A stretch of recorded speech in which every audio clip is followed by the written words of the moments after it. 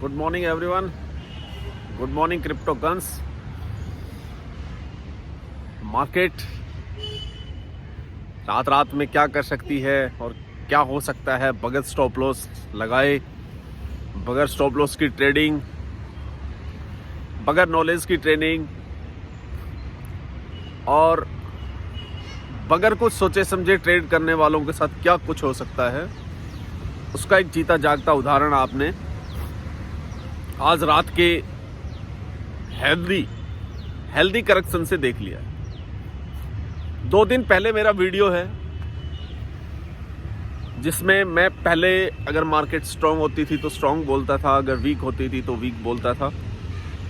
2 दिन पहले के वीडियो में आप मेरा स्टार्टिंग का वर्ड सुने, मैंने बोला था कि मार्केट न्यूट्रल है, कि ना स्ट्रांग है और ना वीक है। उसका मतलब ये था कि मार्केट में अप मूव भी हो सकता था और डाउन भी, दोनों ही। ये अक्सर होता नहीं ऐसा, आदमी एक तरह का व्यू लेके चलता है कि या तो मार्केट अप जाएगी या डाउन जाएगी। लेकिन बहुत बार जब आपको कुछ दिखाई नहीं दे रहा हो तो आप साइडवेज या फिर न्यूट्रल व्यू रखते हैं। वैसे भी 15-20 दिन पहले हमने अपनी मीटिंग में और वीडियो में बताया था कि जब तक मार्केट 52,000 BTC क्रॉस नहीं करता है और वहाँ पे स्टेबल नहीं होता है, तब तक मार्केट स्ट्रॉन्ग नहीं है। मार्केट स्ट्रॉन्ग का मतलब ये होता है कि जिसमें अच्छा खासा वॉल्यूम हो और आपने कोई कॉइन लिया हो, वहाँ से कम चांसेस हो गिरने के। अभी क्या है मार्केट में, देखिए करेक्शन BTC का 6% हो गया है और 42 के लगभग वहाँ टच करके वापस वहाँ से थोड़ा सा ऊपर आया, 43-200 के आसपास चला हुआ है अभी। जब मार्केट में BTC 6% करेक्ट होता है तो आप ये समझ लीजिए कि 12% तो नॉर्मली सारे ही 80% अल्ट कॉइन करेक्ट होते हैं। तो कोई बड़ा इशू नहीं होता है। बड़ा इशू तब होता है जब BTC 6% गिरे और कोई अल्ट कॉइन 30% के लगभग करेक्ट हो जाए। और 30% किसी उसका गिरना वो थोड़ा सा मुश्किल पैदा करता है सभी के लिए। अभी मैं आपको बताऊं कि मैं लगभग 2 दिन से कुछ सेलेक्टेड कॉइन जो हैं उन्हीं में केवल एंट्री मैंने ली। बाकी मैं, जैसे मैंने बोला था कि मार्केट न्यूट्रल है, तो मैं लगभग, वैसे भी मैं हमेशा अपनी प्रॉफिट लगभग बुक करता रहता हूं। और फिर जब एंट्री का मुझे लगता है कि कहां पर एंट्री लेनी चाहिए और कहां पर उसका बेस बना, उसके बाद मैं उसमें एंट्री लेता हूं। अभी मार्केट में एंट्री लेने का चांस नहीं है। अगले 2 घंटे मैं आपको फिर बताता हूं, अगले 2-3 घंटे तक मार्केट में एंट्री लेने का चांस नहीं है। और यदि आपको एंट्री लेना ही है तो आप अपनी 40% या 50% ही जो आपका पोर्टफोलियो की एंट्री ले। यदि आपने $1000 किसी कॉइन में लगाने हैं तो आपको 1000 में से केवल $400 या $500 ही लगाने होंगे। उसका कारण बता देता हूं। उसका कारण यह है कि यदि मार्केट यहाँ से और ज़्यादा गिरता है तो आपके पास एक चांस रहता है कि आप दोबारा से उसमें अपना एवरेज कर सकें। इसके लिए मैं आपको बोल रहा हूँ। लेकिन अभी BTC यहाँ पर स्टेबल होने के पूरे चांसेस लग रहे हैं मुझे। यहाँ 42 से नीचे कम चांस है कि 42 से नीचे BTC गिरेगा। लेकिन मार्केट है, किसी के कहने से नहीं चलता है, केवल आपका एनालिसिस होता है। और ज़रूरी नहीं कि हमेशा आपका एनालाइज ठीक हो। तो आप अपना स्टॉप लॉस लगा के चलें। और स्टॉप लॉस के साथ साथ एक चीज़ और मैं आपको बताता हूँ। स्टॉप लॉस किस लिए होता है, वो तो जब आदमी सोचता है कि नाम उसका स्टॉप लॉस है। स्टॉप लॉस का मतलब ये नहीं है कि आपको हमेशा लॉस ही होगा। आप अपने स्टॉप लॉस को कैरी फॉरवर्ड करते रहें और प्रॉफिट भी आप उसके स्टॉप लॉस के साथ साथ अपना बुक कर सकते हैं। ये तो हुई मार्केट को अभी को लेके चांसेस। अभी हमारे कॉइन कहाँ पहुंचे जो हमने दिए थे।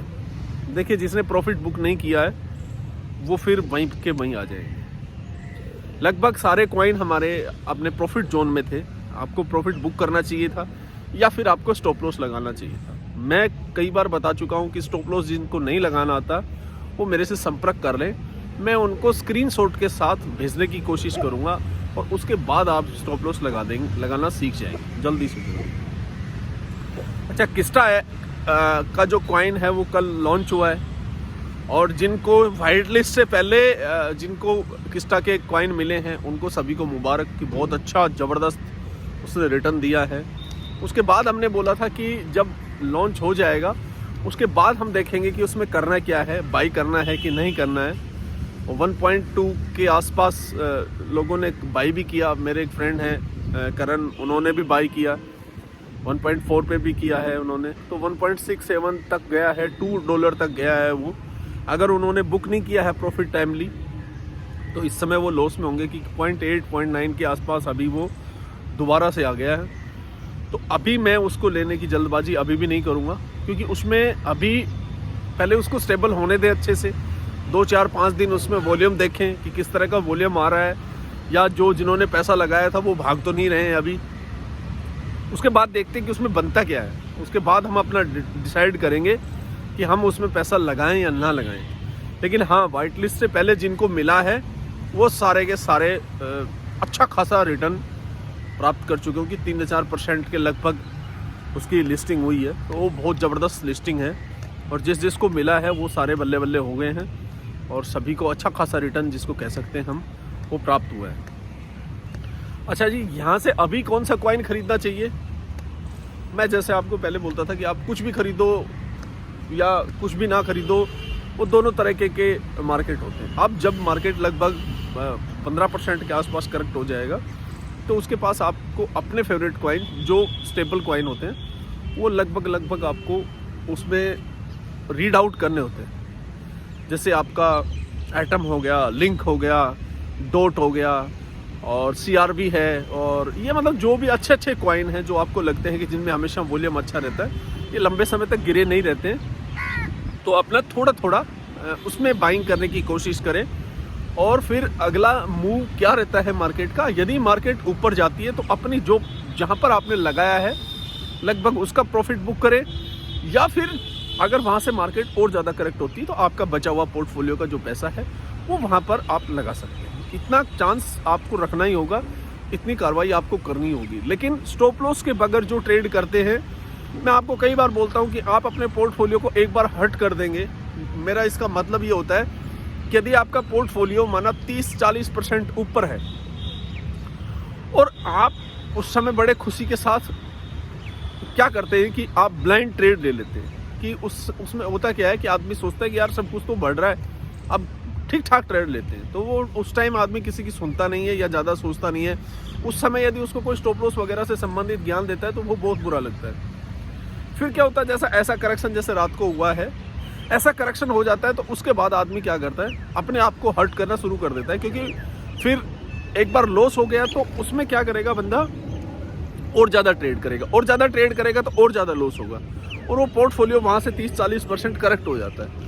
और जब 30-40% पोर्टफोलियो करेक्ट हो जाता है तो उसके बाद क्या होता है, उसके बाद वही होता है जो अक्सर लोगों के साथ होता है। उसमें क्या आपको कार्रवाई होगी कि आप अपने पोर्टफोलियो के साथ साथ अपना दिमाग और अपना संतुलन भी धीरे धीरे खो बैठते हैं। और गलत ट्रेड का मतलब है कि आपने अपने आप को 2 महीने औरों से पीछे छोड़ दिया, क्योंकि उस समय आपकी सारी ट्रेड आपने ले ली होगी, आपके पास बैलेंस बचा नहीं होगा, तो आप नई ट्रेड ले नहीं पाएंगे। और जो लोग उस डिप में जिन्होंने बाई किया होगा वो सारे आपसे वैसे आगे निकल जाएंगे और आप पीछे छूट जाएंगे। इसलिए हमेशा अपने पोर्टफोलियो में USDT और INR का होल्डिंग जरूर रखें, अपना प्रॉफिट समय पर बुक करते रहें और उसके बाद देखें कि मार्केट का व्यू किस तरफ रहता है, मार्केट किस तरफ जाती है, उसी फ्लो में आप उसके साथ जाएं, मार्केट से अलग कभी ना जाएं। और लॉस बुक करना भी सीखें।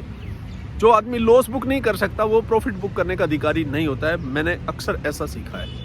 अगर मार्केट डाउन जा रही है तो आप अपना लॉस बुक करें, उससे क्या होगा कि आपने लॉस बुक नहीं किया तो और ज़्यादा लॉस होता चला जाएगा और आप सोचते रह जाएंगे कि यार मैं अब क्या करूं। माना कोई कॉइन आपने $4 पे लिया है और वो $3.8 के आसपास आ गया है और मार्केट वीक लग रही है, तो आप अपना $0.2 का लॉस बुक करें, उसी समय उसमें बुक करके साइड हट जाएं। हाँ, यदि आपको वही कॉइन अच्छा लग रहा है तो वो $3.5 पे आपको फिर मिलेगा, फिर ले लें। तो $0.3 के आसपास का तो आपको प्रॉफिट उसी समय हो गया। तो लॉस और प्रॉफिट दोनों बुक करना सीखें और मार्केट के साथ चलें। मार्केट जिस हिसाब से आपको घुमा रहा है वैसे आपको चलना चाहिए। मार्केट के अलग से अगर आप चलेंगे तो फिर आप लंबे समय तक ट्रेड अच्छी नहीं कर पाएंगे। संडे को हम फिर दोबारा से मीटिंग रखेंगे और NFT के बारे में हम पूरी तरह से जानेंगे कि NFTs हैं क्या और किस तरह से काम करती हैं और किस तरह से हम इनको लें या ना लें, अगर लें तो कौन सी NFT लें और किस तरह से NFT पे पैसा आता है, किस तरह से उसकी होल्डिंग होती है, किस तरह से आप बाई कर सकते हैं। हम NFT के बारे में संपूर्ण आपको जानकारी देंगे और हमारे जो मित्र हैं जो NFT जिन्होंने होल्ड किया हुआ है उन सभी से भी आपको मिलाएंगे और NFT का पूरा सिस्टम जो है वो आपको सिखाने की, बताने की कोशिश करेंगे। NFT एक अच्छा खासा प्रोजेक्ट है और लोगों ने अच्छे खासे पैसे उसमें बनाए हैं और मैं भी NFT में अभी दाखिल होने की कोशिश कर रहा हूँ। मैं अभी तक कोई NFT होल्ड नहीं कर रहा हूँ। मेरे को कुछ 1-2 NFT के होल्डर हैं, उन्होंने फ्री NFT का होल्डिंग के लिए बोला है और मेरी अभी उनसे बातचीत चल रही है कि देखते क्या होता है। उसके बाद फिर मैं आपके साथ शेयर करूंगा कि कौन सी NFT मैं ले रहा हूं या कौन सी मैं बाई कर रहा हूं। उन दोनों के बारे में ही फिर आपके साथ बातचीत होगी, तो मैं अगले वीडियो में उसके बारे में बताऊंगा। संडे को हम NFT के बारे में स्पेस मीटिंग रखेंगे, तो जिसको NFT का कॉन्सेप्ट जिसको सीखना है वो फिर हमारे साथ जुड़े और NFT का जो भी चैप्टर है, मैं भी अभी उसके बारे में रीड कर ही रहा हूँ लगातार। तो जो भी मुझे लगेगा उसके बाद फिर हम आपके साथ सारी चीज़ें शेयर करेंगे। मार्केट जैसे पिछले वीडियो में बताया था, अच्छा एक तो कल का जो वीडियो था उसमें कुछ टेक्निकलिटीज़ की वजह से वो ख़राब हो गया। वो लास्ट में पता नहीं कैसे उसकी आवाज़ बहुत स्लो मोशन में चलेगी, तो फिर मुझे मजबूरन वो डिलीट करना पड़ा, उसके लिए सॉरी। उससे पहले परसों का जो वीडियो था उसमें हमने बोला था मार्केट साइडवेज है। तो कई बार मार्केट साइडवेज जब होता है तो वो आपको एक आइडिया दे देता है, एक आपको सिग्नल दे देता है कि यहाँ से स्टॉप लॉस लगाएं और यदि मार्केट वहाँ से ऊपर की तरफ जा रही है तो फिर आप अपना स्टॉप लॉस को कैरी फॉरवर्ड करें, अदरवाइज आपका स्टॉप लॉस लग जाए तो आप फिर साइड हट जाएं। ये इस तरह का ज्ञान मार्केट आपको देती है उस समय। इसके अलावा अभी मार्केट क्या है, देखिए करेक्शन तो हो चुका है अच्छा खासा।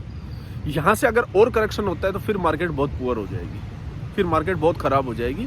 और यहाँ से अगर और करेक्शन हुआ BTC में तो फिर आप ये समझ लीजिए कि मार्केट को फिर उठने में वो से 2 से 3 महीने लग जाएंगे और आप फिर उसके बाद आपका इंटरेस्ट धीरे धीरे ख़त्म हो जाएगा, क्योंकि आपके पास पैसे पड़े नहीं होंगे और फिर आपके लिए मुश्किलात आ जाएगी।